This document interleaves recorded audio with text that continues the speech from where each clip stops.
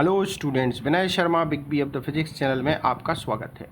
आज जो एमसीसी की जो काउंसलिंग स्टार्ट हो रही है नीट यूजी की एमबीबीएस और बीडीएस सीटों के लिए 27 तारीख से, उसमें सबसे इम्पॉर्टेंट पॉइंट क्या है वो उस पर आज डिस्कस कर रहे हैं। ये इम्पॉर्टेंट पॉइंट आपके लिए जानना बहुत ज़रूरी है, अदरवाइज़ आपकी कोई बड़ी गलती काउंसलिंग में हो सकती है। तो उस बड़ी गलती से बचने के लिए ये सारे पॉइंट आपको जानना बहुत ही ज़रूरी है। चलिए तो जल्दी शुरू करते हैं, पॉइंट्स पे आ जाते हैं। पहला पॉइंट यहाँ पे ये है कि आप एक ही फॉर्म सबमिट कर सकते हैं। अगर आपने गलती से 2 फॉर्म सबमिट कर दिए तो आपके दोनों ही फॉर्म कैंसिल हो जाएंगे और आपको रजिस्ट्रेशन प्रोसेस से बाहर कर दिया जाएगा। दूसरी चीज़ ये है कि जो आपने फ़ीस डिपॉजिट की है वो रिफ़ंड नहीं होगी अगर आपने सेकेंड राउंड में आपको कोई कॉलेज अलाट हुआ और आपने वो नहीं लिया, ऐसा कुछ हुआ तो इसलिए ध्यान रखें। अगला पॉइंट है कि आप जो इन्फॉर्मेशन देते हैं अगर उसमें से कोई रॉन्ग इन्फॉर्मेशन पाई जाती है तो भी फीस आपकी वापस नहीं होगी, ठीक है। इसके अलावा अगला महत्वपूर्ण पॉइंट है all the information during the online submission application form correct और सही भरें, ये ध्यान रखें। कोई भी इन्फॉर्मेशन गलत नहीं भरें आप, उसमें आपको दिक्कत हो सकती है। इसके बाद जो इन्फॉर्मेशन आप भरेंगे उसमें कोई चेंज नहीं होगा, एमसीसी कोई चेंज नहीं करेगी। इसके अलावा फ़ीस स्ट्रक्चर, जो भी कॉलेज का फ़ीस स्ट्रक्चर्स है, बॉन्ड्स है, ये आपको कोई एमसीसी नहीं बताएगी। ये आपको अलग से उस वेबसाइट पे जाके या अलग से एमसीसी के डिटेल में जाके पढ़ना है कि वहाँ पे क्या बॉन्ड है, क्या है। ये काउंसलिंग के बाद आप नहीं कह सकते कि हमें पता नहीं था कि ये बॉन्ड है, ये इतनी फीस ज़्यादा है, हमें नहीं लेना, ऐसा कुछ भी आप को एंटरटेनमेंट नहीं किया जाएगा। ये आप पहले क्लियर कर लें, फ़ीस कितनी, बॉन्ड कितना, मोड ऑफ पेमेंट, ये सारी चीज़ें आप कॉलेज फील्ड करने के पहले। अब कैंडिडेट को एडवाइस किया जाता है कि वो अपनी एलिजिबिलिटी क्राइटेरिया डोमिसाइल पहले ही कंफर्म कर ले। अगर वो इंस्टीट्यूशनल कोटा में जा रहा है, इंस्टीट्यूशनल कोटा जैसे आप एएमयू का ले रहे हैं, दिल्ली यूनिवर्सिटी का ले रहे हैं, तो आप अपनी डोमिसाइल पहले ही क्लियर कर लें। अगला पॉइंट है कि additional fee from the special deemed university वगैरह की इनका कहना फ़ीस बहुत ज़्यादा है, पहले से पता कर लें कि आपको इतनी फ़ीस में लेना है नहीं लेना है। ये सारी चीज़ें पहले से समझ लें, बाद में आपको दिक्कत हो ऐसा नहीं होगा, ठीक है। अगला महत्वपूर्ण पॉइंट आ रहा है candidate are advise to use the mobile number email ID. जो एनटीए की वेबसाइट पे आपने भरा है वो यूज करें, ये कह रहे हैं, तो ज़्यादा अच्छा रहेगा, ठीक है। अब इसके बाद अगला महत्वपूर्ण, सबसे महत्वपूर्ण point, after the second round of counselling for the all India quota seat student who act admission all India quota seat should not be allow to permitted to vacant the seat. तो आप कोई भी seat जो है vacant नहीं कर सकते second round के। फर्स्ट राउंड के बाद आप सीट चाहें तो छोड़ सकते हैं, एग्जिट कर सकते हैं, अपग्रेडेशन में जा सकते हैं, लेकिन सेकेंड राउंड में जो आपको सीट मिलेगी उसको आप नहीं छोड़ सकते, ऐसा सुप्रीम कोर्ट वगैरह के डिसीजंस हैं। तो ये आप कहीं भी लेते हैं, डीम्ड यूनिवर्सिटी में लें चाहे यहाँ लें। Keep in the above direction view candidate advise to take the calculate decision for counting in the second round of AIQ deemed university as they would not be permitted to resign the second round deemed university. They will not also be allowed to participate any counseling after joining the second round of तो second round में अगर आप कोई कर लेते हैं join तो उसके बाद आपको और किसी काउंसलिंग में भी बैठने नहीं दिया जाए,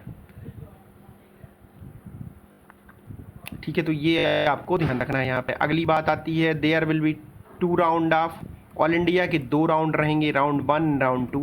all India who has qualified for on the basis of rank national testing agency except the union territory.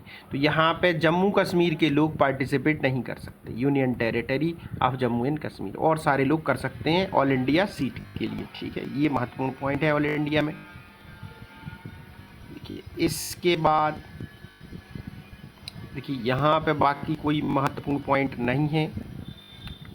All India domicile free रहेगा, ऑल इंडिया का 15%। इसके बाद एम्स, तो एम्स देखिए यहाँ पे एम्स की एक महत्वपूर्ण खबर है 18 एम्स, तो 15 एम्स में से 3 नए एम्स भी इसका मतलब अब जुड़ गए हैं, तो टोटल 18 एम्स आपके पास हो चुके हैं, ठीक है। इसमें एमसीसी की राउंड 1 होगा, राउंड 2 होगा, मॉप अप राउंड भी होगा और स्टे वैकेंट राउंड भी होगा। इसमें आपको एक चीज़ बता दें कि रजिस्ट्रेशन 3 बार होगा। राउंड 1 में रजिस्ट्रेशन होगा नया, अगर आपको राउंड 1 से राउंड 2 में जाएंगे तो दोबारा नया नहीं कर रहा है। मॉप अप के लिए भी नया रजिस्ट्रेशन ज़रूरी नहीं है और स्टे वैकेंट राउंड में नया रजिस्ट्रेशन नहीं हो सकता। मॉप अप में जो हुआ है या राउंड 1 में वो ही आगे चलेगा, ये ध्यान रखें। और दूसरी चीज़, एम्स की सीटें सबके लिए हैं, इसमें जम्मू कश्मीर को भी इंक्लूड किया गया है। और एम्स की जो सीटें हैं वो डोमिसाइल फ्री रहेंगी, कोई भी ले सकता है। और एक और चीज़ महत्वपूर्ण है कि इन पे कोई बॉन्ड नहीं है किसी तरीके का। एम्स की सीटें टोटली बॉन्ड फ्री हैं, किसी तरीके को। अब एम्स के लिए कुछ स्पेशल एलिजिबिलिटी है, वो आप देखें। आपकी एज 17 ईयर 17 साल की होनी चाहिए 31 दिसंबर 2020 को। एक चीज़, 12th में आपने इंग्लिश, फिजिक्स, केमिस्ट्री और बायोलॉजी सब्जेक्ट लिया हो। जनरल कैटेगरी में आपके मार्क्स 60% होने चाहिए। SC ST OBC में 50% मार्क्स होना ज़रूरी है। तो ये स्पेशल क्राइटेरिया एम्स के लिए अलग से ये आप फुलफिल्ड करें, ये ज़रूरी है, ठीक है। इसके अलावा देखिए ESIC की भी 15% सीटें ऑल इंडिया कोटा से भरी जाएंगी। 15% सीटों पे आप ESI की 15% सीटों के लिए भी जा सकते हैं, चॉइस फिलिंग कर सकते हैं। इनके लिए कोई स्पेशल अलग से कोई रूल्स वगैरह नहीं है और कोई इसमें दिक्कत नहीं है, ठीक है। इसमें इंक्लूड है और जम्मू कश्मीर टेरिटरी इंक्लूड है, आप जम्मू कश्मीर के हैं तब भी जा सकते हैं। अब देखिए इसके बाद बात आती है कि जो सेंट्रल यूनिवर्सिटीज़ की बात आ रही है यहाँ पे, सेंट्रल यूनिवर्सिटीज़, ठीक है। तो सेंट्रल यूनिवर्सिटीज़ का किस तरीके से स्ट्रक्चर रहेगा उनकी बात अपन कर लेते हैं। सेंट्रल यूनिवर्सिटीज़ में देखिए दिल्ली में कौन कौन सी यूनिवर्सिटीज़ आ रही हैं, LHMC, UCMH, MAMC, इनकी 15% सीट भरी जाएंगी और 85% कोटा रहेगा स्टेट का। इसी तरीके से अलीगढ़ मुस्लिम यूनिवर्सिटी में 50%, ऑल इंडिया से 50% इनका इंटरनल कोटा रहेगा। जो उन बच्चों ने 11th 12th अलीगढ़ से पास किए उनको मिलेगा। बनारस हिंदू में 100% ऑल इंडिया रहेगा और जामिया मिलिया में जो है ये पूरा कोटा रहेगा आपका ऑल इंडिया, ठीक है। इसके अलावा आप देख सकते हैं सेंट्रल इंस्टीट्यूट जो हैं VMMC, SGH, AVVMS, RML, इनमें 15% ऑल इंडिया, 85% स्टेट कोटा रहेगा, ठीक है। DU में आप देख सकते हैं, DU में कौन कौन सी यूनिवर्सिटीज़ हैं आप देख सकते हैं यहाँ पे। अलीगढ़ मुस्लिम में आपको बता ही दिया है, कोई दिक्कत ही नहीं है। BHU का 100% है और जो सेंट्रल इंस्टीट्यूट्स हैं आपके, ये नाम आपको दिख रहे हैं, इनमें 15% और 85% है।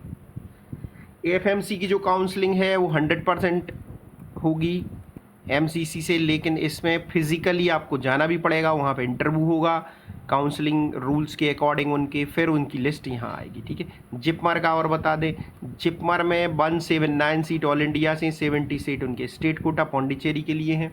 कुछ इसमें स्पेशल क्राइटेरिया भी है कि 12th पास होना चाहिए स्टूडेंट्स को, इंग्लिश होना चाहिए 11th 12th में, 17 ईयर का बच्चा होना चाहिए 31 दिसंबर 2020 को, और कोई अपर एज लिमिट नहीं है। यहाँ पर जो अनरिजर्व EWS हैं इनके लिए 50%, OBC SC ST के लिए 40% और जनरल PDF के लिए 45%। ये मार्क्स केवल PCB के देखे जाएंगे, ध्यान रखें, फिजिक्स, केमिस्ट्री, बायो के, ठीक है। तो सारी डिटेल मैंने आपको जल्दी बता दी। अब इसके अब वाला जो नेक्स्ट वीडियो आएगा उसमें आपको पूरा हम काउंसलिंग का रजिस्ट्रेशन वगैरह ये सारी डिटेल बताएंगे। इसके अलावा एक और वीडियो बना रहे हैं जिसमें आपको बॉन्ड्स के बारे में बता रहे हैं कि किस कॉलेज में कौन सा बॉन्ड्स है, किस कॉलेज में बॉन्ड्स नहीं है, कौन से बॉन्ड्स फ्री हैं सीधे, तो उसमें आप